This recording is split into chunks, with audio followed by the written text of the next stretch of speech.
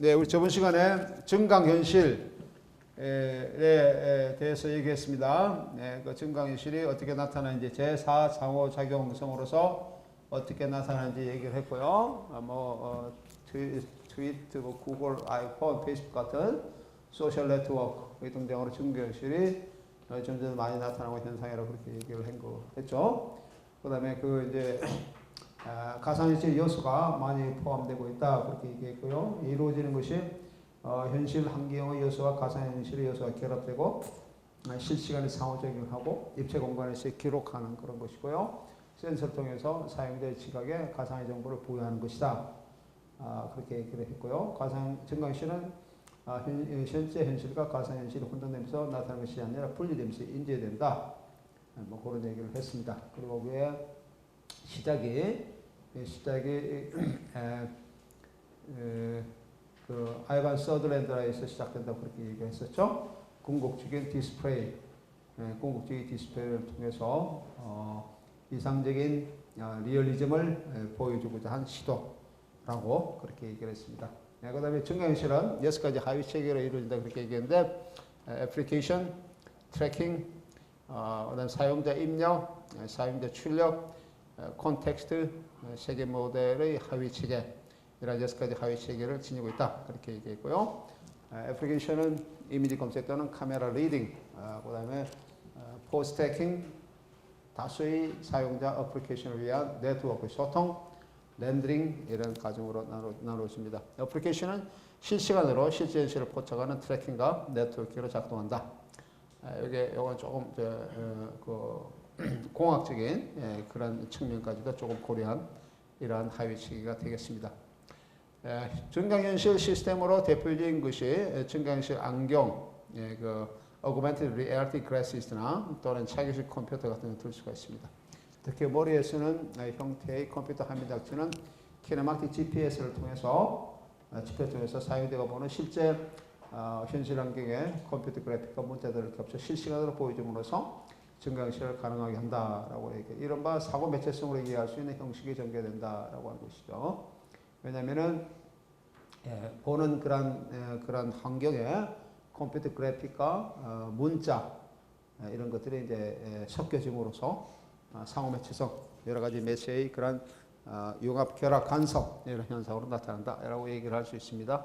줌인이나 줌아웃, 이미지나 문자 소설, 대화 내지는 채팅 등 주관적 시점 중심의 영화나 그럼 에크프라시스 문학 또는 디지털예술에서 볼 수 있는 예술 형식이 나타난다라고 얘기를 할 수 있습니다.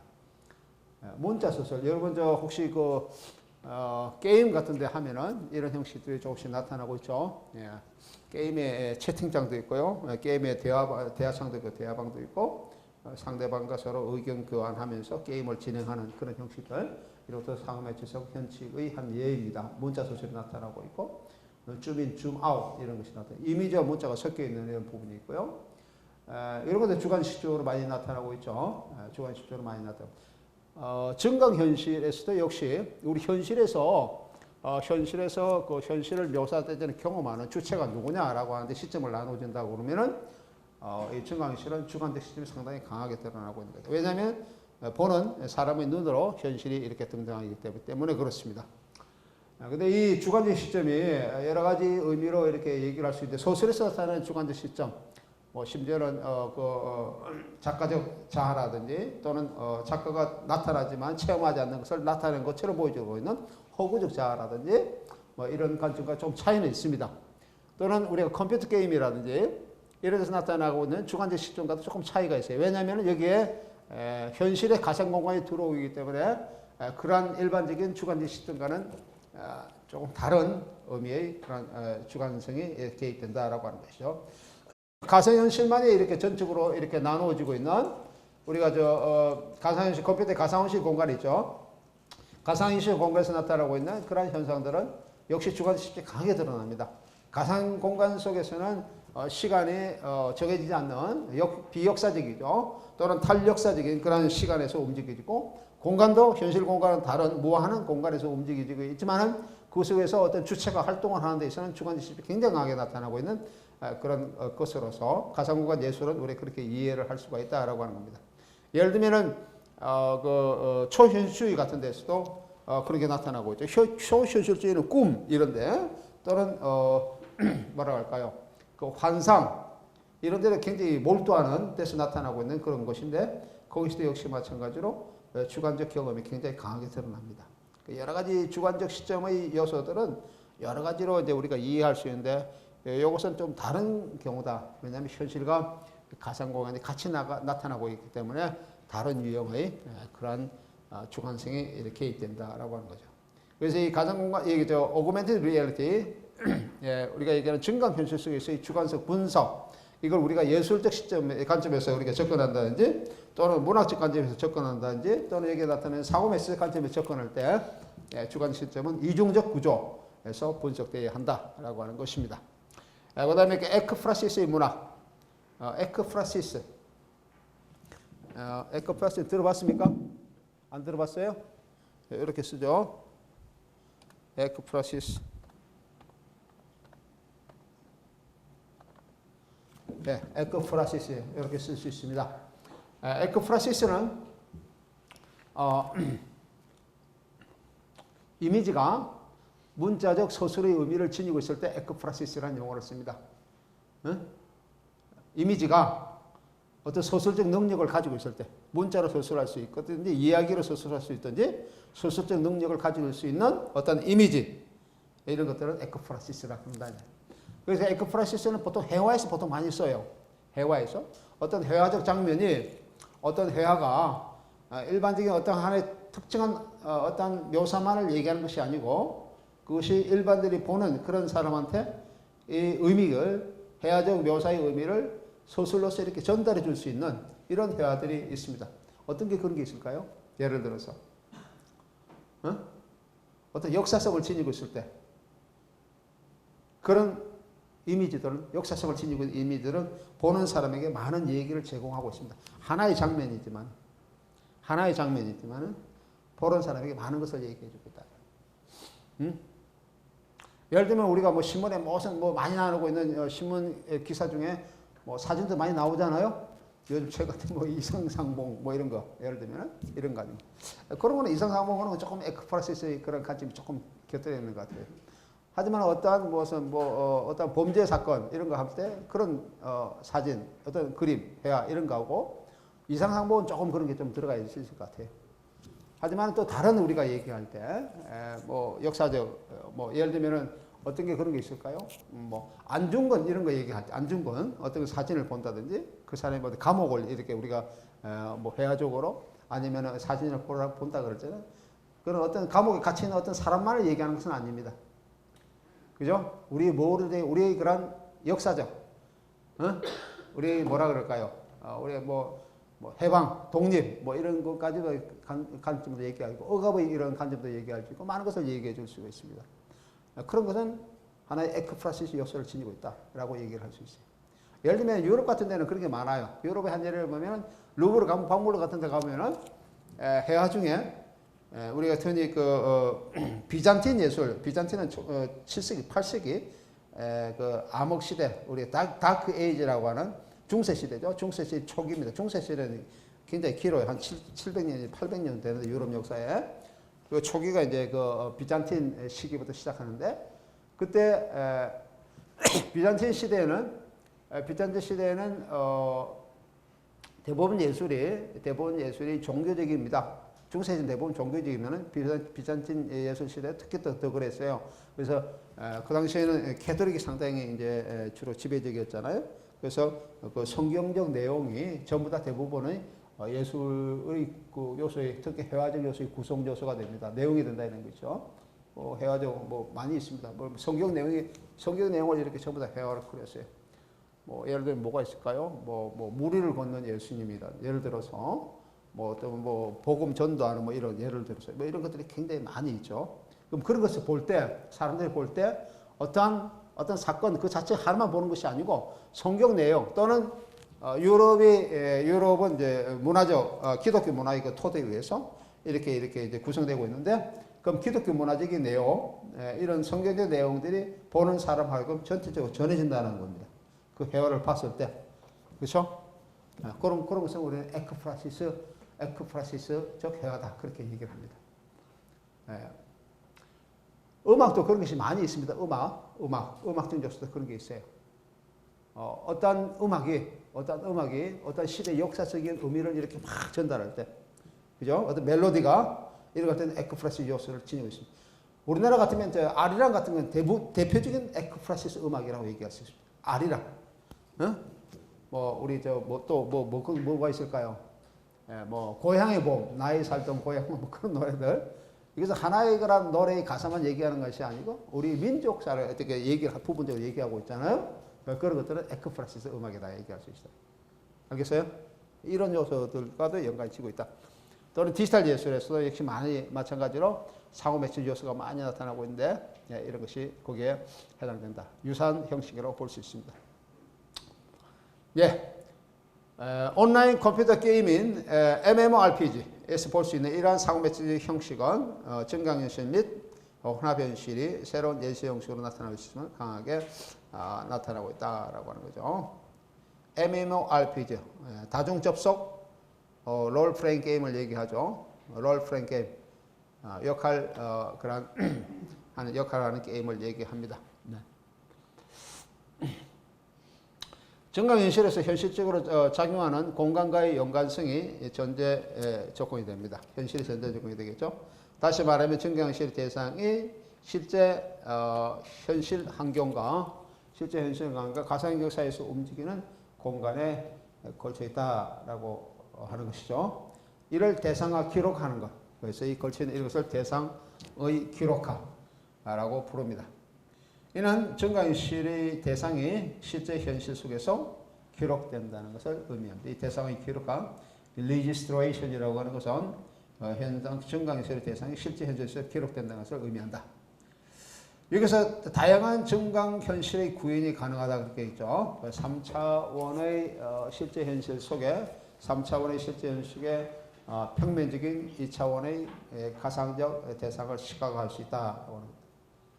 뭐 예를 들어서 방 안에 가상적 컴퓨터 화면이나 시계, 사진기 등의 그 2차원적인 창문을 보여주는 거. 뭐 이런 것은 전형적인 하나의 이런 얘기에 속했죠. 방 안에 가상적인 컴퓨터 화면이나 시계, 전화기 등 2차원적인 창문을 보여주는 이런 것을 얘기해 속합니다. 또한 스필버그의 마이너스 리포트의 그런 범죄 예방 시스템의 프리크라임 시스템이라든지 그 다음에 존 바브로의 아이언맨 2나 세인 블랙의 아이언맨 3에서도 나타나는 테러리스트 만드로인 데이터베이스 소스라고 있는 시퀀스 이런 것도 여기에 좋은 예가 됩니다. 이거 내가 뭐 다음 시간에 이 자료를 가져서 같이 한번 이 부분만 같이 한번 보도록 하겠습니다. 또한 어니 바바라시의 하드와이어드 같은 이런 것도 이게 하는 좋은 예가 됩니다. 뭐 이 내용은 이런 거예요. 어떤 사람이 교통사고로 뇌 손상을 당했는데 이 주인공 루크 깁스라는 사람입니다. 이제 겨우 살아나지만은 뇌 손상을 당해서 수술해서 살아나지만 기억 상실증에 걸리게 됩니다. 그래서 기억 상실증에 걸리게 되는데 이 사람 머릿속에 이제 어떤 그 사이컴 둘의 칩이 이렇게 이제 심겨져 있고요.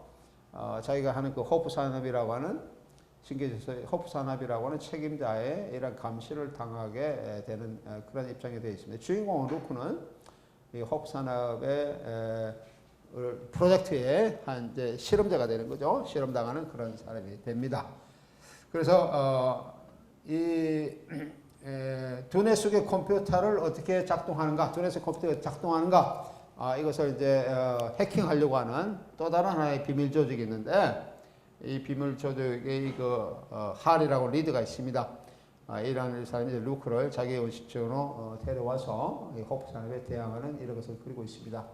그리고 그들의 사이버 공간에 남은 그 사회의 기적을 흔적을 더듬어서 기억을 다시 찾아주고자 하고 나중에는 뭐 이런 과정을 이제 보여주고 있는데 전형적인 하나의 범죄 영화 스토리를 보여주고 있는데 이 과정에서 나타나고 있는 이런 것들이 이제 이게 머릿속에 두뇌 칩을 심고 그것이 어떻게 작동하는지 이렇게 또 현실적으로 어떻게 나타나는지 보여주고 이런 것들의 증강현실을 보여주고 하나의 좋은 예가 된다. 내가 네 가지 예를 좀 잠깐 설명했었죠.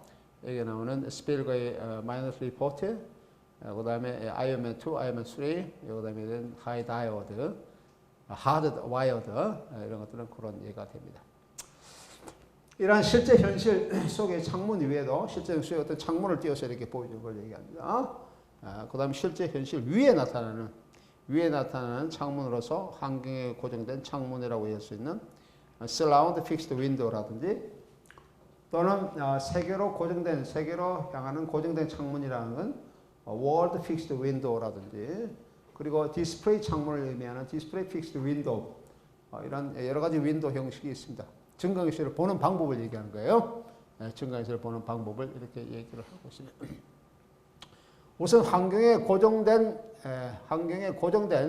창문, 여기 나오는 surround fixed window로 얘기하죠. 이거는 사용자 시각에 상관없이 창문이 현실로서 제시되는 것을 얘기를 합니다. 이는 마치 비행기 탑승자가 자신의 위치와 상관없이 항상 환경에 고정된 창문으로 세계를 내다보는 것과 마찬가지의 그런 상황이 됩니다. 이런 유형의 디스플레이 형식이 있다 이 말이죠. 두 번째는 우리가 비행기 탔을 때는 우리의 의지와 장소에 관계없이 항상 창문을 통해서 어떤 환경이 나타나잖아요. 이런 것을 보게 하고 있는 그러한 방식이 있습니다. 이 개념은 리크루스 루만의 체계 이론에서 논의하는 것처럼 환경과 체계의 구별으로 인한 다수의 현실이 존재한다 라고 하는 것과 유사한 의미를 지니고 있습니다. 니콜라스 루만 독일의 사회학자이죠. 하나의 새로운 환경 현실 개념을 제공하고 있는 이런 이론이 이 체계 이론이라고 하는 이론입니다. 시스템 테오리. 그러니까 우리가 살고 있는 현실은 하나의 현실이 아니고 다양한 현실로 구성되어 있다라고 하는 거예요. 그 다양한 현실인데 그 다양한 현실이 여러 가지 체계로 나타난다라고 하는 겁니다. 체계로 이렇게 이루어졌다라고 하는 거죠. 그러니까 우리가 흔히 집합적인 개념을 보면 하나의 커다란 집합 어떤 것이 있는데 그 안에 조그마한 그런 여러 가지 소규모의 집합들이 굉장히 많이 산재하고 있는 것과 유사하게 생각할 수 있습니다. 예를 들면은 그 집합들을 체계라는 용어를 쓰는데 그 체계와 환경 이런 표현을 써요. 체계가 시스템입니다. 그러니까 우리 현실은 여러 개의 시스템이 이루어졌다라고 하는 것이죠. 뭐 예를 들면 문학 체계가 있을 수도 있고 법률 체계가 있을 수도 있고 경제 체계가 있을 수도 있고 산업 체계가 있을 수도 있고 기타 등등 이런 많은 여러 가지 체계로 구성되어 있다. 그래서 그 체계와 체계는 서로 접촉하면서 서로 이렇게 연락을 하게 된다라고 하는 거죠. 그런 것을 얘기하는 것이 이 체계 이론인데 우리가 증강현실을 통해서 현실을 바라보는 것 또는 가상현실과 접촉하는 것의 현실을 바라보는 그런 방식 중에 하나가 우선 여기에 나오는 것처럼 환경에 고정된 창문을 통한 방식이 하나 있다. 두 번째로 세계로 고정된 창문은 실제 대상에 고정된 창문을 지칭하는 것을 얘기합니다. 이는 사용자의 시각에 실제 대상이 들어올 때 볼 수 있는 창문이 되겠습니다. 이 경우 실제 현실은 자막과 같은 문자로 설명되면서 현실이 확정됩니다. 스마트폰의 증강현실은 이 경우에 해당됩니다. 실제 대상이 고정된 창문을 통해서 가상현실이 들어오는 경우를 얘기합니다. 우리 뭡니까? 구글 안경 같은 거 이런 거예요. 안경을 끼면은 가상현실, 우리가 보는 정보의 가상현실이 자막을 통해서 이렇게 쭉 소개되는 그런 경우. 그죠? 자막을 형성해서 그 가상현실의 대상이 우리한테 이렇게 다가오는 경우. 이런 것은 세계로 고정된 창문 형식의 그런 가상형식을 바라보는 경우가 되겠습니다. 그리고 디스플레이 창문은 동일한 디스플레이 위치로 창문이 열리는 것을 말합니다. 공간 속에서 사용자의 위치에 상관없이 항상 동일한 디스플레이 창문이 나타납니다. 이 경우도 문자로 된 박스가 화면에 나타나면서 실제 현실을 보충적으로 설명하는 경우가 되겠습니다. 또한 실제 현실에서 2차원의 평면 증강 현실 위에도 3차원의 입체 증강 현실이 나타날 수가 있습니다. 예컨대 헤드 마운티드 디스플레이 HMD라 그러죠. HMD로서 통해서 보는 증강 현실의 경우가 실제 3차원의 증강현실. 그러니까 2차원적인 증강현실이 아니고 3차원적인 증강현실도 나타날 수 있다라고 하는 겁니다. 소셜 네트워크에서 증강현실의 한 예는 건물의 시각화. 그래서 우리는 비주얼리제이션이라고 그렇게 얘기합니다. 시각에서 볼 수 있습니다. 건물 밖에서 건물 안의 정보를 시각적으로 보여주는 이른바 매개된 현실, mediated reality, 매개된 현실 또는 축소된 현실이라고 얘기할 수 있는 현실을 얘기합니다. 축소된 현실 또는 diminished reality라고 얘기했습니다. 이 현실은 가상현실의 유형으로서 증강현실의 한 부분으로 나타나게 됩니다. 이런 증강현실이 있다. 이런 증강현실, 이런 것들은 매개된 현실 또는 축소된 현실, 그렇게 얘기한다는 것이죠. 증강현실은 시각적으로 확장된 현실입니다. 이 현실은 청각적 인지뿐만 아니라 촉각적 인지도 가능합니다. 우선 시각적 확장은 실제 현실뿐만 아니라 가상현실을 눈으로 직접 보는 것을 의미하는 것으로서 사용자는 자신의 환경을 분석할 필요 없이 실제 현실과 똑같이 감각적으로 판단할 수 있습니다. 청각적 확장, 시각적 확장은 이렇게 얘기하는 것이죠. 시각적 확장은 실제 현실을 보는 것과 똑같이 이렇게 감각적으로 판단할 수 있게 만드는 것이 시각적 확장입니다. 청각적 확장은 이메일이 도착했을 때 알림같이 전달되는 소리는 사용자에게 가상현실에서도 실제 현실에 똑같이 반응하는 방법을 인지하게 됩니다. 이는 시각적 확장의 경우와 마찬가지로 항상 자신의 환경을 분석할 필요가 없게 됩니다. 그리고 촉각적 확장의 경우도 있습니다.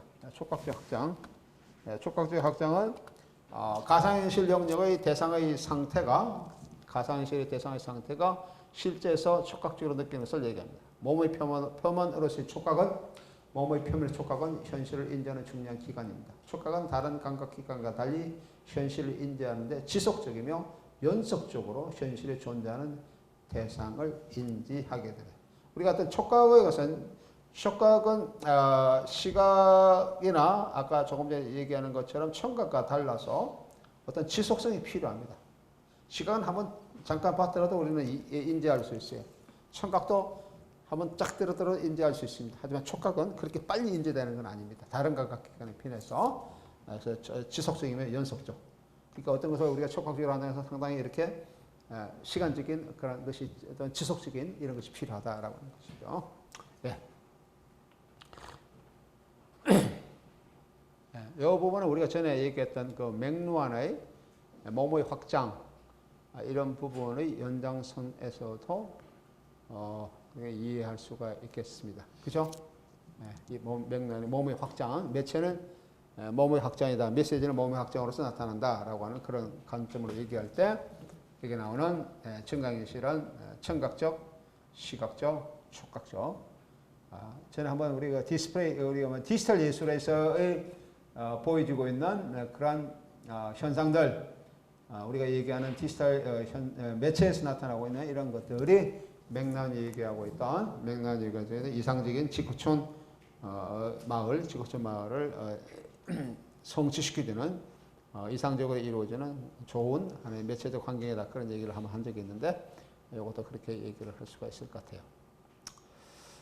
이런 관점에서 본다면은 증강현실에 관한 아까 얘기한 아이반 서더랜드 얘기했었죠. 서더랜드의 이상적인 리얼리즘은 고대 그리스 이후 현실을 완벽하게 재현하고자 했던 인간의 욕망의 확장으로 이해할 수가 있습니다. 인간 욕망의 확장이다라고 하는 것입니다.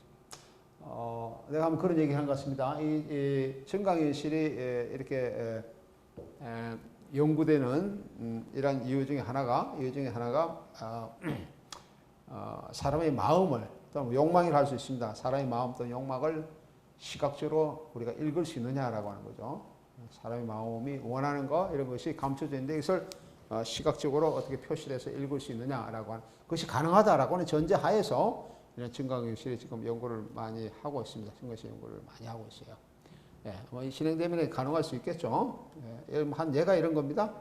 예를 들면 고대 그리스 파라시우스와 제욱시스의 논쟁 같은 것이 있는데 파라시우스는 그림벽에 이 두 사람은 고대 그리스의 당대의 아주 대표적인 그런 화가들이죠. 우리 흔히 얘기해서 그 음영화가라고 얘기할 수 있습니다. 음영화가라고 얘기할 수 있고 이 시대에 음령학가가 이렇게 대두했던 그 시대에 이 음령학가에서 대항해서 이론적으로 이렇게 경론을 이렇게 펼쳤던 철학자가 플라톤이라는 철학자입니다. 플라톤은 이런 음령학가 또는 소피스트, 우리가 궤변론자로 하죠. 궤변론자의 그러한 관점.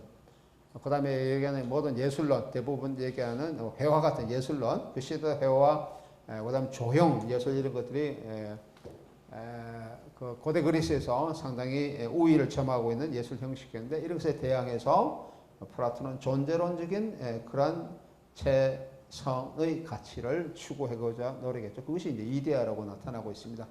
그 이데아는 에이돌론하고 에이도스 이렇게 이제 이미지로 이렇게 구분될 수 있는데, 그 에이돌론 이미지가 에이돌론 에이도스인데, 에이도스 이미지가 그런 것을 보여주고 있다고 얘기를 할 수 있어요. 자, 일단 그 시대의 음령화가의 두 화가죠.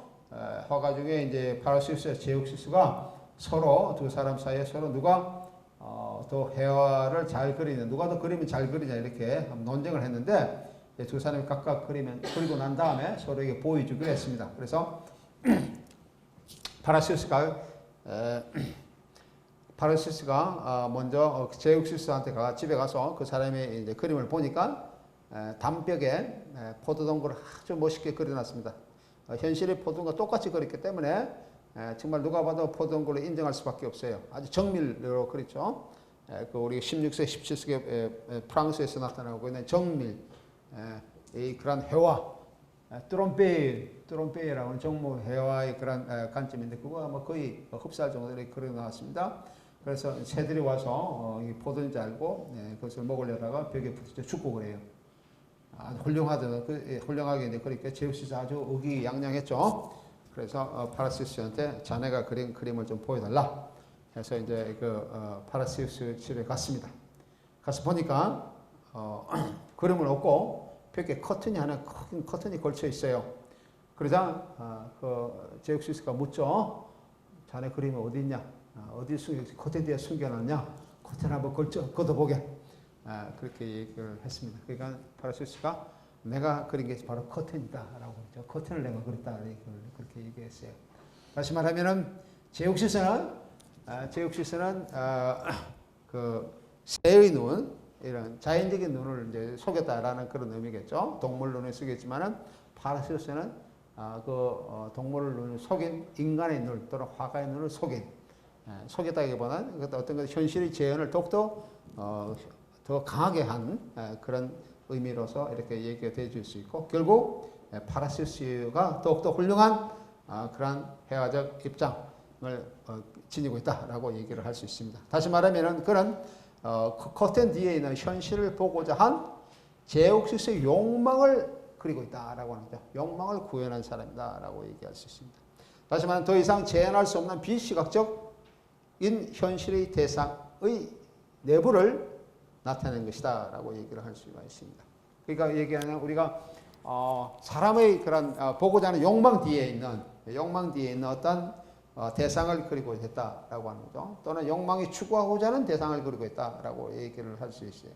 이것이 우리가 포스트 모더니즘의 정신분수학의 자크 라캉이라고 하는 사람이 있는데, 이 사람이 이 일화를 라캉의 이 일화를 자기의 그런 응시 이론에 대입해서 얘기를 하고 있습니다. 그러니까 파라시우스의 관점이 욕망을 그려. 다시 말하면 이제 자크 라칸의 의미에서는 대상 A라고 얘기하고 있죠. 대상 A, 그 대상 오브젝트 R라고 얘기하고 있는데, 오브젝트 R의 관점을 그리고 있다. 다시 우리가 현실에서 경험하는 것이 아니고 현실 경험 이 넘어서 선험적인 것이죠. 선험적인 대상을 파라시우스가 그렸다라고 합니다. 인간의 욕망을 넘어선 것을 그렸다라고 하는 것이죠. 그래서 욕망 이론에서 선험적인 욕망을 그린 것. 또는 저 누굽니까? 자크 라칸이 얘기하고 있듯이 칸트적 의미에서의 물 자체, 독일어로 하면 딩 안지히라고 얘기하는데 물 자체를 그린 것이다 라고 얘기를 할 수가 있습니다. 더 이상 재현할 수 없는 비시각적인 현실적 대상의 내부를 이미지, 그래픽, 문자 등을 통해서 재현하고 있는 증강현실 시스템은 현실 속에서 이미지 층을 이루는 형상 이미지를 넘어지는 것이다 라고 얘기했습니다. 형상. 이 피규럴이죠. 피규럴. 이 피규럴이라고 하는 것이 하나의 우리가 디지털 이미지를 얘기를 보통 많이 하고 있습니다. 물론 포스트 모던 이미지를 얘기할 때 사이 이미지를 보통 얘기를 하고 있죠. 사이 이미지라는 것은 어떤 재현의 안, 보통 우리가 이미지를 가면 재현의 안을 보는 것을 우리는 보통 이미지라고 그럽니다. 재현의 안. 회화 같으면은 회화 속에 있는 그런 것을 보는 것, 우리가 보통 이미지라고 그렇게 얘기합니다. 영화 같으면은 스크린 속에 나타나고 있는 그런 영화 이미지를 보는 것, 보통 이게 재현의 안을 보는 거니까요. 문학 같으면은 문학도 이미지를 이렇게 읽는 사람에 대한 문학 이미지를 이렇게 제공하죠. 문학 이미지. 예를 들면 문학 글을 읽다가 무슨 여행 기차 타고 여행하면은 기차 타고 여행하는 그런 광경을 우리가 보통 이렇게 이미지를 그립니다. 항해하거나 노인과 바다 이런 거 읽는데 노인과 바다를 읽는데 무슨 눈 속에 헤매는 이런 거를 상상 안 하죠. 실제로 바닷속에서 이렇게 바닷속에서 이런 작은 배를 타고 큰 고기를 잡는 이런 것을 상상을 합니다. 그런 것도 문학도 문자도 이렇게 이미지를 많이 제공합니다. 그래서 문자 이미지라고 그렇게 얘기를 할 수 있어요. 하는 것도 그 텍스트 속에 나타나는 것을 얘기합니다. 하지만은 우리가 포스트 모더니즘에서 얘기할 때는 이미지는 그 재현안만 얘기하는 것이 아니고 재현의 밖에 있는 이미지, 어떤 스크린 밖이라든지 이런 밖에 있는 이미지도 나타내고 있다 된다라고 하는 것이죠. 그래서 그 사이에 포스트 모더니즘은 재현의 안과 밖에 놓여 있는 어떤 그 사이에 어떤 이미지를 다루고 있다 그렇게 얘기를 하죠. 그런데 그런 이미지를 우리 흔히 얘기해서 다른 공간의 이미지를 그렇게 얘기하고 헤테로토피의 이미지라 그렇게 얘기를 할 수가 있어요. 이런 것도 또는 어떤 이미지 층을 얘기할 때 이미지와 이미지 층을 얘기할 때 우리 상호의 시선 얘기할 때는 어떤 매체 형식에 또 다른 어떤 매체 형식이 이렇게 가미되어서 이중적으로 또는 삼중적으로 나타나는 그런 경우도 많이 있습니다. 그런 것을 우리는 그렇게 나타날 때 그 이미지가 층을 이루는 이미지, 또는 미장생이 아니고 미장압임을 나타내는 이미지, 이런 것들을 우리는 형상 이미지, 더 피규럴이라고 얘기를 합니다. 더 피규럴이라고 얘기한다. 예. 증강현실은 이런 것까지도 넘어서는 그런 이미지를 제공하고 있다라고 얘기를 할 수 있어요.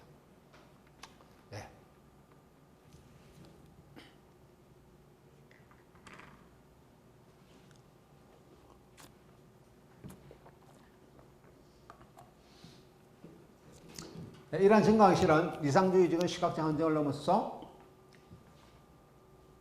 촉각적, 청각적으로 확장되고 있습니다. 입체적인 이미지를 보여주는 증강현실은 무선통신, GPS, 디자인, 의료, 교육, 오락, 방송, 건축, 설계, 광고, 제조, 공정, 관리, 기타 등등 상당히 많은 데서도 활용되고 있습니다. 증강현실이 그렇다는 거죠. 특히 최근 스마트폰이 널리 보급되면서 게임이 모바일 솔루션, 그런 교육 분야 이런 데까지 확장되고 있습니다. 이러한 증강현실은 혼합현실로 확대되면서 사회적 상호작용과 네트워킹을 위한 현실 공간의 폭이 더욱더 넓어지고 깊어지고 있는 것이다 라고 얘기를 할 수가 있습니다. 혼합현실의 범위에 대해서 잠깐 보도록 하겠습니다. 증강현실은 혼합현실의 한 부분이다 라고 얘기합니다. 혼합현실. 1993년에 폴 밀그램이라고 하는 사람과 호미오 키시노라고 하는 두 사람이 혼합현실의 시각적 디스플레이 분류라고 하는 논문을 발표했습니다. A Taxonomy of Mixed Reality Visual Displays라고 하는 이런 제목의 논문을 이렇게 발표했는데 그 중에서 혼합현실이라고 하는 개념을 처음으로 소개하고 있습니다. 이 글에서 논의되고 있는 중요한 논점은 세 가지입니다. 즉, 세계지식의 확장, 재생산의 충실성, 현재 메타포의 확장, 세 가지에 대해서 이 논문은 얘기를 하고 있습니다. 세계지식의 확장이란 전개되는 세계에 대해 알고 있는 지식의 총량을 말하며, 재생산의 충실성이라는 것은 세계의 지식을 리얼리즘적으로 전개하는 방법을 말합니다. 그리고 현대 메타포의 확장이라는 것은 관찰자가 세계 안에 존재하는 환상의 정도를 얘기를 합니다. 예, 이 사람 두 사람이 이제 공동으로 쓴 논문인데 밀그럼 키시노는 이 두 사람은 혼합 현실의 스펙트럼으로 실제 현실 환경 얘기하면 real environment 추가하면 RE라 표현할 수 있습니다. real environment RE 네 가지로 나누고 있습니다. 실제 현실 환경과 증강현실 이게 AR이라죠. 증강현실 augmented reality 그 다음에 증강 가상현실 augmented virtuality AV라고 얘기합니다. augmented virtuality 그리고 가상환경 virtual environment VE라고 얘기할 수 있어요. 이 네 가지의 연속성에 대해서 언급을 하고 있습니다. 이건 조금 줄여야 되겠는데 조금 줄이면서 다시 한번 보도록 하겠습니다. 예, 이렇게 얘기를 하고 있는데요. 예, 다시 조그맣게 하면 이렇게 되겠습니다. 예, 이걸 도표로 보여주면 도표로 나타내면 이렇게 됩니다. 예, 혼합현실이 있고 조금 작지만 보이죠? 예, 혼합현실이 있고 제일 처음에 여기 나타나는 여기 밑에는 현실과 가상성, 연속성 밑에 있어요. 여기 보면 real environment 실제 환경을 얘기합니다. 예, 실제 현실 환경. 예, 그 밑에 예, 실제 현실 환경이고, 그 다음에 augmented reality, 이게 이제 두 번째 얘기하는 AR, 이렇게 되겠죠. 증강현실이고, augmented virtuality가 AV가 되겠습니다. 예, 증강 가상현실이 되겠고요. 예, 그 다음에 마지막이 virtual environment VE가 되겠습니다. 그리고 이 현실과 가상성 연속성이고, 이쪽으로 오면은, 여기서 여기까지가 혼합현실입니다. AR과 AV가 혼합현실이에요. 증강현실과 증강 가상현실이 혼합현실이고, 여기서부터 여기 보면은 이쪽으로 갈수록 실제 현실 환경에 가까워지는 것이고, 저쪽으로 갈수록 가상현실, 가상환경에 가까워지고 있는 그러한 스펙트럼을 보여주고 있습니다. 알겠죠? 예. EPS 볼 수 있듯이 EPS 볼도 혼합현실은 실제 가상현실과 가상환경이 혼합된 현실을 얘기합니다. 그렇죠? 실제 현실 환경과 가상 환경이 혼합된 것. 예, 증강현실은 그러니까 여기 보면은 우리 도표에서 보는 것처럼 실제와 여기까지가 실제와 가상된 것, 실제와 가상 여기까지가 우리가 증강현실의 영역이라 얘기를 할 수 있어요. 저쪽으로 완전히 가버리면 증강현실이 아닙니다. 그렇죠? 증강현실은 항상 현실이 토대가 되어 있는 것이죠. 현실을 바탕으로 되어 있고 이제 가상현실의 들어온 것을 얘기를 하기 때문에 그래요. 증강현실이란 혼합현실의 한 부분으로서 증강현실은 혼합의 현실 부분에서 가상현실의 요소를 지니고 있지만 가상현실보다는 실제 현실이 더 두드러지게 나타나는 그런 현실을 얘기합니다.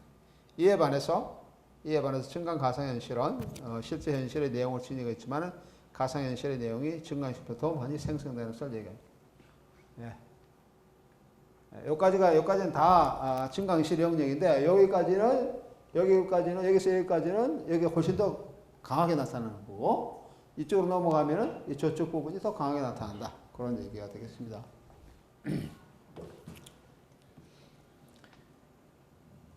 이에 반해 증강 가상현실은 실제 현실의 내용을 지니고 있고 가상현실의 내용이 증강현실보다 더 많이 생성됩니다. 하지만은 증강현실과 증강 가상현실의 경계는 유동적이다라고 얘기하죠. 그리고 가상현실로 말할 수 있는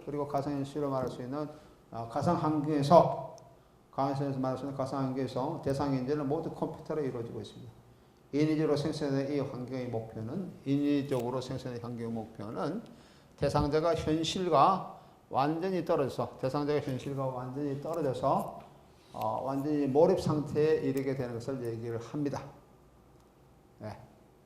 그러니까 몰입이라는 것은 현실을 이제 망각하게 하고 자기가 그 망각된 또 다른 현실이 실제 현실로 인식하는 것을 얘기하죠. 그래서 이 상태로 이제 몰입되는 것을 얘기를 하는 것이 이 몰입은 이머진이라는 그런 표현을 쓸 수 있습니다. 현실을 망각하는 모르면 또 다른 현실에서의 경험의 직접성을 가능하게 합니다. 경험의 직접, 다시 말하면 현실 속에서 자기가 이것을 경험하고 있다라고 하는 것을 얘기를 하고 있는 것을 얘기하죠. 몰입 상태에 도달하고 있는 감각의 몰입 상태에 도달하는 감각 인지는 시각적 층위, 음향적 층위, 촉각적 층위가 있습니다. 그러니까 여기는 혼합 현실은 인터페이스와 상호작용성이 부각되는 그런 층위를 얘기를 하는 겁니다. 가상현실과 함께하는 현재를 의식하는 혼합 현실은 위치 센스와 이미지 인식 체계가 중요합니다. 그래서 인터페이스 디자이너스라는 이 개념은 눈으로 존재하면서 의식한다는 점에서 뭔가 직접적인 관련을 지니고 있습니다. 하나 예를 들면은 키트 갤러웨이의 공간 속의 구멍이라든지 또는 폴 쇼먼의 텔레마틱 드리밍 이런 것. 우리 전에 텔레마틱 드리밍은 아마 저번 시간에 봤었죠? 그죠? 텔레마틱 드리밍 이런 것들은 이 부분에 해당되는 것이다 라고 얘기할 수 있죠. 예. 다시 말해 시각하면서 이 부분이라는 것은 가상현실과 함께 현재 같이 나타나는 것. 그러니까 한쪽에서는 우리가 텔레마틱 드라마에서 본 것처럼 두 부분에 나눠지고 있다. 하나는 현실 부분이 있고, 그죠? 침대에 있는 어떤 현실 부분이 있고, 또 다른 후면은 가상현실 속에서 움직이는 것이 있죠. 그것이 같이 합성된 것을 얘기합니다. 텔레마틱 드라이밍이라는 것은, 이게는 원격 현실, 조정되는 현실을 얘기하고 떨어져 있는 것이죠. 그것은 물론 우리가 텔레마틱 드라이밍 봤을 때는 마치 옆방처럼 보이는데 그것은 거리는 그렇게 중요하지 않아요. 뭐 옆방일 수도 있고, 아니면 뭐 대륙일 수도 있고, 대륙 넘을 수도 있고, 그건 크게 중요하지 않죠. 우리가 이제 디지털 기술로 얘기하는 그런 게 중요하지 않은데, 좌우지간 그러한 현실과 안에 가상 현실의 공간이 합쳐서 나타나고 있는 그런 거. 여기서 텔레마틱 드레이밍이 우리가 보았는데, 이런 것이 이제 나타난다. 특히 이런 것들은, 눈으로 의식한다는 점에서 너무 인터페이스의 작동으로 인해서 나타나는 것이 뭔가 직접적인 관계가 있다. 여기 나오는 키트 갤러웨이의 공간 속 구멍도 마찬가지고 조금 전에 설명했던 폴 쇼만의 텔레마틱 드리밍 이런 것도 디지털 예술에서 발전되어 온 것이라고 얘기를 할 수가 있습니다. 예, 시각화하면서 공감각화시키는 이런 현재의 인식은 공감각학이라는 의미는 여러 가지 감각기관을 많이 이제 사용한다는 의미입니다. 모션 트래킹 체계의 경계를 넘어서 가상 공간을 실제 현실 공간으로 연결시키고 있습니다. 혼합 현실에서는 보드레이 의미에서 시뮬레이션도 부분적으로 가미되고 있습니다. 네. 시뮬레이션도 부분적으로 가미되고 있다라고 하는 거죠. 네. 보드레이의 현실은 어떤 것을 얘기합니까? 보드레이 현실은 하이퍼 리얼리티라는 개념을 씁니다. 보드레이도 현실 개념을 얘기를 하고 있죠. 근데 그건 일반적인 현실이 아니고 하이퍼 리얼리티라는 그런 표현을 씁니다. 하이퍼 리얼리티는 것은 파생된 현실이다라고 하죠. 현실에서 파생된 것이다. 그런 의미에서는 우리가 얘기하는 증강현실, 현실에서 파생된 그런 개념으로도 우리가 얘기를 할 수가 있다라고 하는 것이죠. 또는 파생된 현실 또는 또 다른 그런 현실이 부과된 것이다. 증강현실은 그런 것인데 그것을 얘기를 하고 있습니다. 보드레이의 그러한 현실은 우리가 시뮬레이션 속에서 나타나는 현실을 얘기를 합니다. 그러니까 현실이 비현실이 되고 또는 비현실이 현실이 되는 것을 얘기를 하고 있죠. 뭐 예를 들면은 뭐 하나의 우리가 유리벽이 있다 그러면 하나의 예가 될 수 있어요. 어떤 사람이 유리 공간 안에 사는데 유리가 공간에 있고 유리 밖에도 어떤 사람이 살고 있습니다. 그럼 유리 안의 공간에 살고 있는 사람이 어떤 현실이 있고 유리 밖의 공간에 살고 있는 사람이 현실이 있어요. 하지만은 유리 밖의 공간의 사람이나 안의 사람이나 서로 이렇게 다 바라볼 수가 있습니다. 그 경우에 그 현실을 인지하는 투명하게 바라볼 수 있다 그러면은 그 인지 공간이 경계가 무너진다라고 하는 것이죠. 그런 것으로도 이해를 할 수가 있어요. 그 경우에 우리가 객관적인 현실이라고 얘기할 수 있는 이런 부분이 굉장히 확대됩니다. 그죠? 왜냐하면 모든 것을 투명하게 바라볼 수 있기 때문에 그래요. 모든 것을 투명하게 바라볼 수 있기 때문에. 그래서 보드레가 얘기하고 있는 그런 하이퍼 리얼리티는 객관화된 그런 것이 너무나 객관화된 그런 현실 속에 쌓여있다라고 하죠. 객관한 것이 우리가 살고 있는 것이 객관인데 또 다른 현실 속에 투명하게 들여다볼 수 있기 때문에 객관의 정도가 상당히 가도하게 나타나고 있는 가도하게 객관적인 그래서 객관적인 너무나 객관적인 그런 표현을 쓸 수 있습니다. 그런 표현으로서 실제로 보드리아는 그런 표현을 썼고요. 그런 것으로 얘기를 할 수 있다라고 하는 거죠. 그래서 보드리아는 실제로 그런 것을 백색의 그런 포르노그래피라는 용어를 사용하고 있습니다. 백색의 포르노. 왜냐하면 모두 다 드러나기 때문에 모두 벌거벗은 것처럼 다 드러나기 때문에 흰색의 그런 또는 흰색의 환상, 공포, 뭐 백색 신화 뭐 이런 표현까지도 쓸 수 있는데 이런 것도 혼합 현실의 관점과도 유사성을 지니고 있다. 혼합 현실은 또 맥로인의 의미에서 유기적 기관이 뭐뭐의 확장과도 같은 콘텍스트를 지니고 있다라고 하죠. 아까 내가 조금 설명한 부분입니다. 뭐뭐의 확장 같은 그런 콘텍스트를 지니고 있다. 우리 전에 맥로인의 그 미디어 이해 맥론의 미디어의 이해라는 책에서 얘기하는 부분을 조금 설명했었죠. 그런 것의 연장성에서 이해를 할 수가 있습니다. 이 현실은 맥노안의 의미에서 죽음의 모티브를 강하게 암시하는 차가운 나르시스로 표현되는 몸의 절단을 의미하지는 않습니다. 그 몸의 절단과는 좀 다르다라고 하는 것이죠. 나르시스, 차가운 나르시스. 나르시스는 자아도취적 그런 것을 얘기하고 있는데 그 맥노안 얘기했을 때 우리가 그 TV를 통해서 얘기하고 있는 이런 시각의 확장이라든지 청각의 확장이라든지 이런 것을 얘기했을 때 몸이 굉장히 확장되는데 지역이 멀리 떨어졌을 때 원격적으로 나타날 때 몸이 확장되는데 이런 것이 이제 차가운 나르시스라는 표현이라고 썼고 몸의 절단의 현상까지 확장이 너무 이제 극단적인 형태에서는 절단으로 나타나는 그런 것을 얘기했는데 그거와는 조금 다르다라고 하는 것이죠. 사용자가 자기의 몸을 미디어 밖으로 드러내는 것을 암시하는 것이 아니기 때문에 그렇습니다. 미디어 밖으로 드러내는 관점에서는 이제 절단인데 그런 것은 아니다라고 하죠. 또는 이는 사용자가 자신의 몸의 한계를 벗어나는 것에 도취한 것도 아닙니다. 도취 요소도 지니고 있지 않다라고 하는 겁니다. 이게 뭡니까? 그 마셜 맥노안과 유사성이면서 차이점을 얘기를 하고 있습니다. 오히려 몸의 이상적인 확장이다라고 얘기를 할 수 있습니다. 몸의 이상적인 확장이다. 몸의 사라짐이라는 현상이 아니라 몸의 실제 현실에 현존하는 것을 인식한다는 것을 얘기합니다. 사라짐이 아니라 몸의 실제 현실에 현존하는 것을 인식한다는 것입니다. 혼합현실이 그렇다는 것이죠. 즉 혼합현실은 실제 현실과 가상현실을 연결하고 있는 인터페이스로서의 몸은 매개화되지 않는 현실을 추구한다. 혼합현실에서 실제 현실과 가상현실을 연결하고 있는 인터페이스로서의 몸. 인터페이스는 연결을 얘기하는 거잖아요. 인터페이스의 몸이 매개화되지 않는 현실을 얘기합니다. 몸의 매개화라기보다는 오히려 인식의 확장이다. 혼합현실은 인식의 확장이다. 몸의 매개화라기보다는 인식의 확장이다. 라고 하는 것이죠. 증강된 가상성의 공간은 이에 해당됩니다. 매체를 수단으로 하지만 매체를 사용하지 않는 실제 현실 내지는 실제 현실의 확장을 추구한다는 점에서 혼합현실도 미디어의 역설을 내포하고 있다라고 하는 것이죠. 이 차이점 알겠습니까?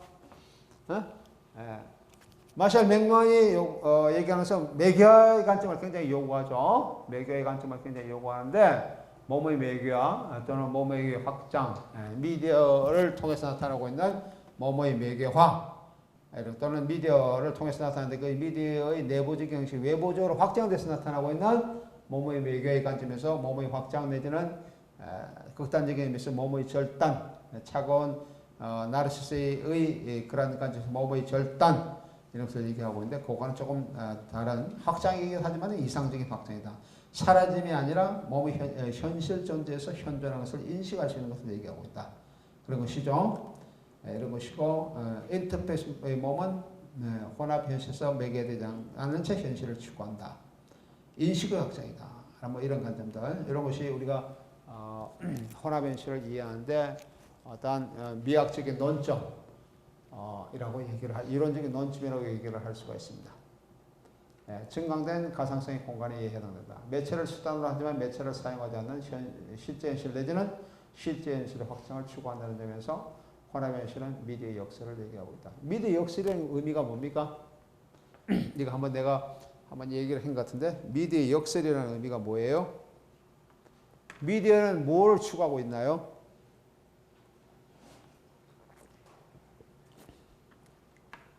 네? 모든 미디어는 뭐를 추구하고 있습니까? 모든 미디어 또는 매체는 자기 자신의 매체로서 이렇게 작동을 하지만은 뭐 영화면 영화, 사진이면 사자, 뭐 컴퓨터면 컴퓨터 마찬가지 좋습니다. 이렇게 매체로서 작동을 하지만은 자기가 매체된 자기가 보여주고 있는 어떠한 묘사가 뭐 제인지든 묘사가 매체가 아닌 그런 상태로 직접적으로 보여주기를 원하는 이런 것이 이제 미디어의 속성이다. 그렇게 얘기를 할 수가 있습니다. 그죠? 뭐 가장 대표적인 예가 시오타역에 돌아오고 있는 기차. 르미엘 형제가 찍은 그 여러분 봤습니까? 시오타역에 들어오는 기차. 그러니까 어떤 조그마한 그 당시에는 조그마한 이런 공간에서 이제 영화를 이제 봤는데 초기에 그런 르미엘 형제가 보여주는 영화를 봤었죠.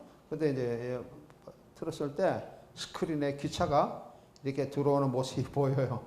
그래서 앉아있는 사람들이 기차가 들어오니까 놀라서 자리를 박차고 전부 다 뛰쳐나갔다 그래요. 공간에서. 기차가 와서 자기를 치일까봐 툴에서 보여주는 거예요. 이래서 미디어의 직접성이라 그렇게 얘기할 수 있습니다.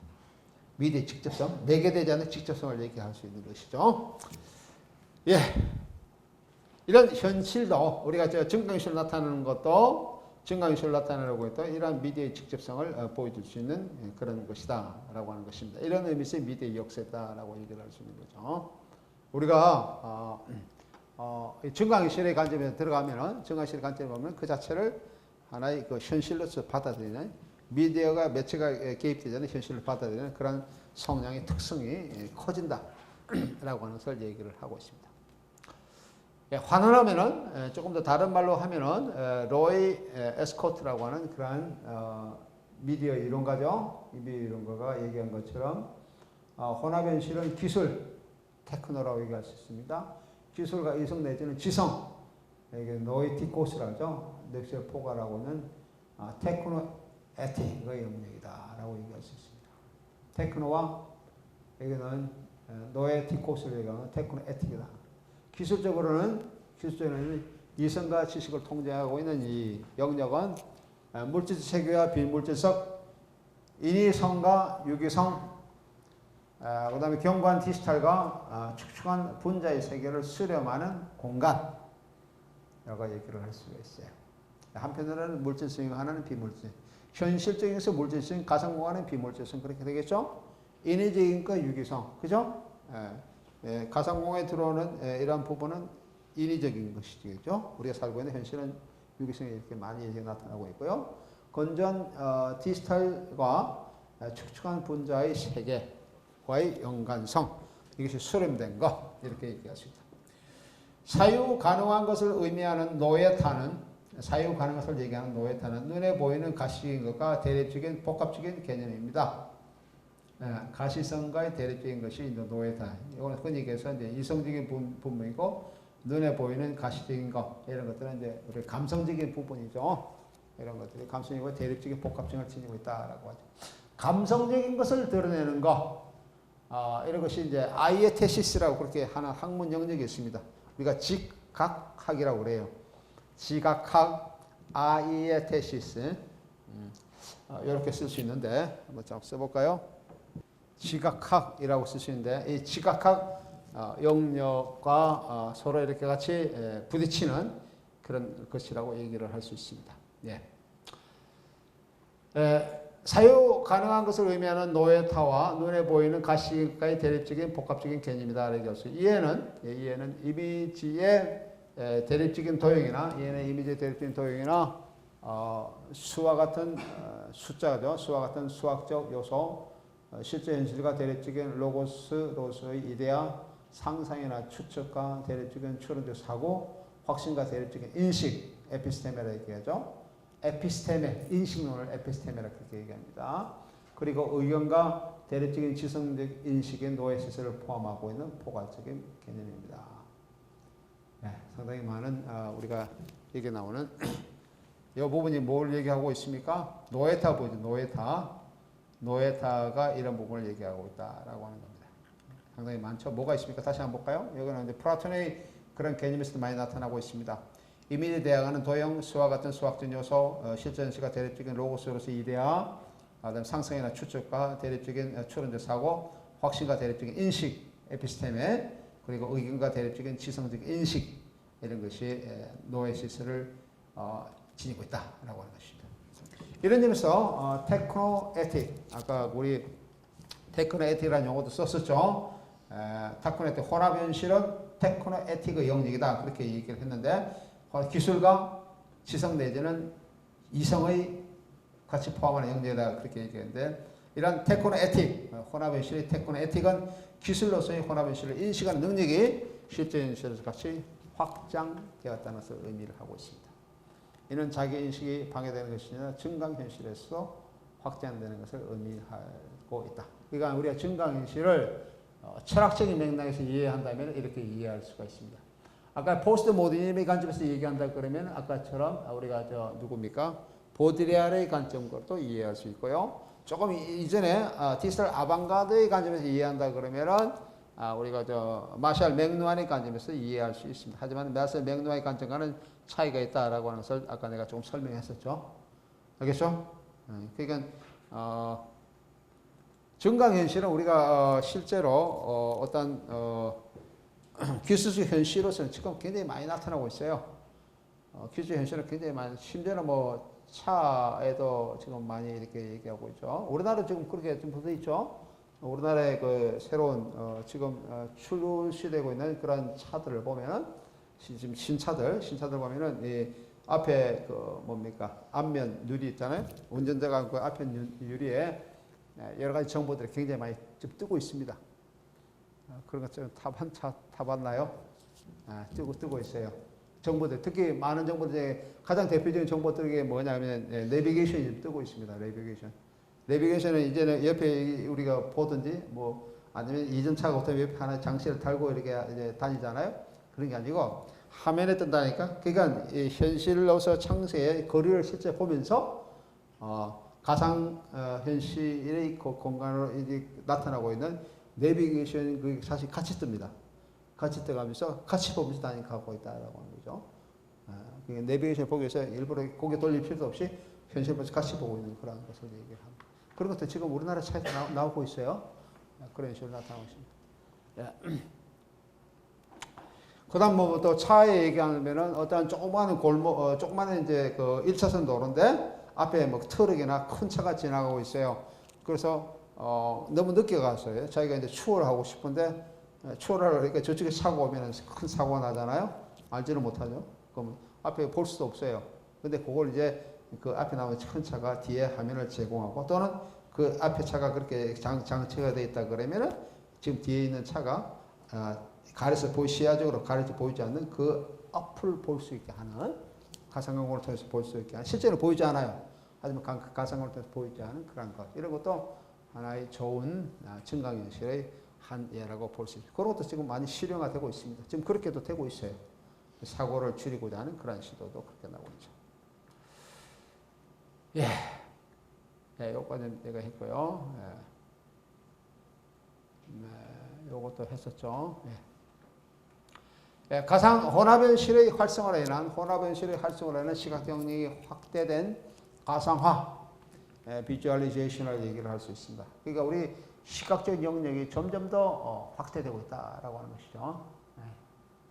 우리가 보는 현실만이 아니고 비현실 또는 파생현실 또는 가상현실 이런 영역까지 이제 우리 현실 공간으로 들어오고 있습니다. 그러니까 앞으로 우리가 볼 게 더 많아졌어요. 우리가 현실만 보는 것도 너무 많고 정말 이렇게 복잡한 그런 세계 속에 살고 있는데 가상현실까지 이제 같이 현실이 들어오니까 우리가 볼 게 더 많아졌다. 우리가 시각이 너무 더 확장됐다라고 이제 그렇게 얘기를 할 수 있습니다.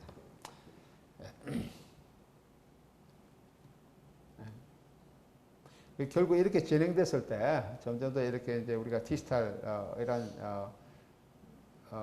뭐 현실, 예전에 디지털 문화 이렇게 진행됐을 때 이제 우리의 앞의 미래는 어떻게 될 것이냐라고 하는 그런 거 이런 논쟁도 이제 점점 더 나타나게 될 것 같습니다. 얼마 전에 우리가 1990년대 이제 디지털 부분의 이론적인 부분이 이제 많이 논의가 되기 시작했는데 실제로 디지털이라고 하는 영역이 기술 영역이 우리 실생활에 들어오기 시작한 것도 1990년대부터 이제 들어오기 시작했어요. 지금부터 한 20년 정도, 25년째 정도 되는데 최근에 좀 더 그런 걸 많이 이제 우리가 많은 부분이 디지털 영역으로 들어오게 됐지만 1990년대 이제 디지털 기술이 우리 실생활에 적용되면서 우리에게 나타났을 때 그때는 굉장히 그렇게 뭐 많지가 않았죠. 분야가 그렇게 넓지 않았지만 지금은 점점 더 넓어지고 있어요. 지금 뭐 우리가 뭐 디지털 영역 속에 거의 놓여 있다고 볼 수 있고 요즘 최근에 얘기하고 있는 빅데이터를 통해서 나타나고 있는 것 또는 디지털 인문학을 통해서 나타나고 있는 현상들 또는 우리가 또 다른 그런 사물 인터넷을 통해서 이제 확장된다 그러면은 사물 인터넷을 통해서 우리가 놓여지고 있는 환경은 거의 디지털 환경이라고 얘기할 수 있죠. 아날로그 환경은 거의 다 없어지는 그런 환경 속에 이제 우리가 살게 됩니다. 그렇게 이제 살게 될 때, 그런 이제 기술적인 진화 과정, 기술 발전 과정으로서 우리가 이렇게 피할 수 없는 현상, 미래 현상이라고 그렇게 된다 그러면은 이제 우리 인류의 미래는 어떻게 될 것인가라고 하는 그런 논의입니다. 이런 논의도 조금씩 진행되고 있어요. 뭐 간단합니다. 유토피아냐, 아니면 디스토피아냐, 아니면은 그 사이에 머물러 있는 것이냐, 또는 뭐 조금 이런 쪽으로 치우칠 것이냐, 아니면 긍정적이냐, 부정적이냐라고 하는 것이죠. 우리가 얘기하는 낙관적이냐, 아니면은 비관적이냐라고 하는 그런 부분입니다. 예. 역사적으로 우리가 인류의 미래에 대한 논의를 많이 해왔습니다. 앞으로 인류가 어떻게 쭉 살아가면 어떻게 될 것이냐라고 하는 것이죠. 역사적으로 얘기할 때는 인류의 미래는 비관적입니다. 디지털 이전에 인류의 미래에 대한 논의를 했던 것은 비관적으로 논의를 해왔다. 다시 말하면 우리가 종말을 구한다라고 하는 것이죠. 끝이 있다는 겁니다. 계속되는 것이 아니고 끝이 있다라고 하는 거죠. 끝은 뭐 여러 가지의 관점에서 얘기를 하면 예를 우리가 성경에서 기독교에서는 끝을 이미 예언을 하고 있죠. 성경 66권의 제일 마지막 것이 요한계시록이라는 장이 있는데 그건 세계 멸망에 관한 장입니다. 요한계시록은 세계 멸망됐을 때 나타나는 현상에 관해서 조금 얘기를 하고 있는 거예요. 그래서 마지막에 이제 세계가 멸망을 하죠. 세계 멸망하고 나타나는 것이 성경적 의미에서는 새 하늘, 새 땅. 새 하늘, 새 땅에 나타난다라고 얘기했습니다. 새 하늘, 새 땅이 이제 뭐냐? 여기서 이제 우리가 좀 잘 알지 못하는 영역이지만, 하지만 세계는 종말이 있다라고 그렇게 얘기를 하는 거죠. 그런 성경적 의미에서 세계의 종말을 에샤톨로지라고 얘기합니다. 에샤톨로지. 신학적 의미에서 세계의 종말을 얘기해요. 하지만 우리가 현상에서 세계의 종말을 얘기를 많이 하죠. 우리가 세기말 그런 시대, 19세기 말, 19세기 말에서는 세계 종말, 20세기 초까지 세계 종말 얘기를 많이 했어요. 뭐 세계 종말 문학, 세계 종말을 이렇게 관한 문학이라든지 이런 걸 얘기할 때는 아포칼립스라는 용어를 씁니다. 아포칼립스라는 용어를 쓰고 있어요. 세계 종말 관한. 또는 우리 프랑크푸르트 학파, 독일의 이런 것들이 이제 세계의 그런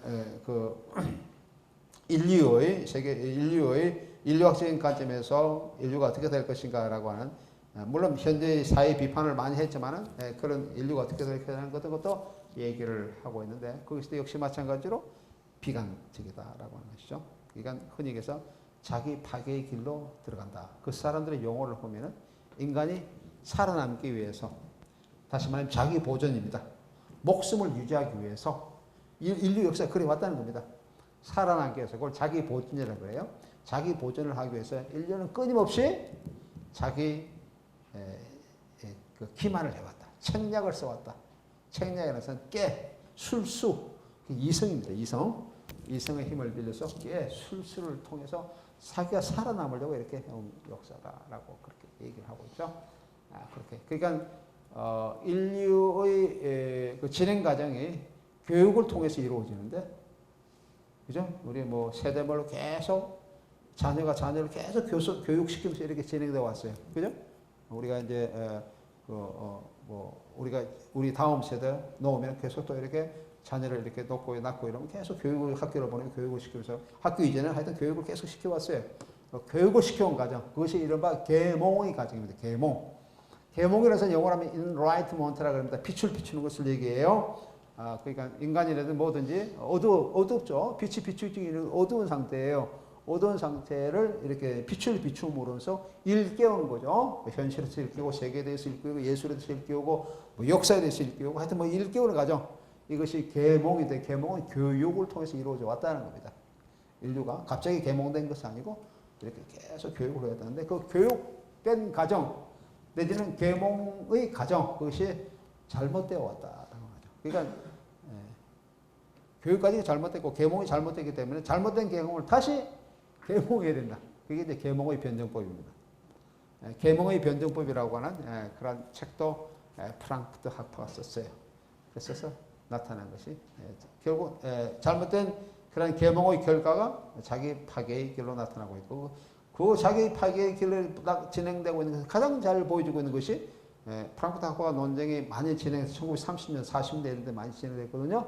그 당시 현상적으로 나타난 것이 아우슈비츠 유대인 학살 사건이 가장 그것을 잘 보여주는 것이다 하는 것을 뭐 그렇게 얘기를 하고 있습니다. 그죠?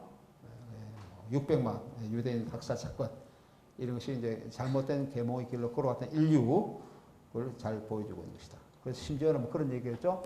아우슈비츠 이후로, 아우슈비츠 유대인 학살 사건 이후로 예술에 대해서 논하는 것 또는 시를 쓰는 것, 그 사람들에게는 시를 쓰는 것, 시를 쓰는 것은 야만적이다, 그런 표현까지 했습니다.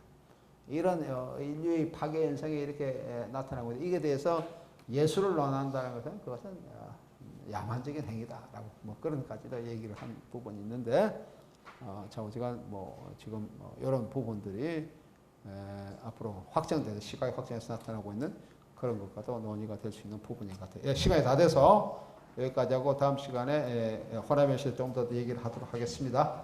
그만.